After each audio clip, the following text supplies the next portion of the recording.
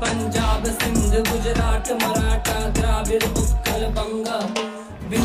ভারতের জাতীয় সঙ্গীত দেশবাসীর কাছে আবেগ। সেই জাতীয় সঙ্গীত অবমাননার অভিযোগ জেলা তৃণমূল সভাপতির মেলার অনুষ্ঠানে, যা নিয়ে তুঙ্গে বিতর্কের ঝড়।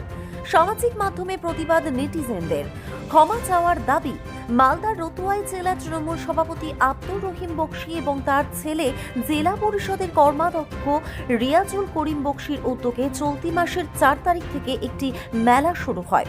জেলায় যে মেলা আমার মেলা নামে খ্যাত, তাদের একটি বেসরকারি শিক্ষা প্রতিষ্ঠান রয়েছে। মূলত সেই ব্যানারেই হয় এই মেলা। সেখানে গত রাতে একটি সঙ্গীতানুষ্ঠানে জাতীয় সঙ্গীত গাওয়া হয় বিকৃতভাবে, যে ভিডিও ইতিমধ্যেই ভাইরাল। তারপরেই শুরু হয়েছে বিতর্ক। हिमाचल यमुना गंगा उच्छल जलधि तरंगा, तुम सुगुना में जागे जागे, तब शुभ आशीष मांगे मांगे। गाहे तब जय गाता, गाहे तब जय गाता, जन गण मंगलदायक जय हे भारत भाग्य विधाता, जय हे जय हे जय हे। কালকে রতুয়ায় আমার মেলা, সেই মেলার আয়োজক তৃণমূলের জেলা সভাপতি আব্দুর রহিম বক্সি। কি দেখা গেল, সেই আমার মেলায় ভারতীয় জাতীয় সঙ্গীতের অবমাননা হলো।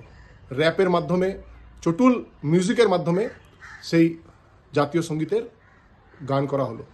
আমি ধিক্কার জানাচ্ছি। শিক্ষার অভাব ছাড়া এই ধরনের কাজ করা যায় না।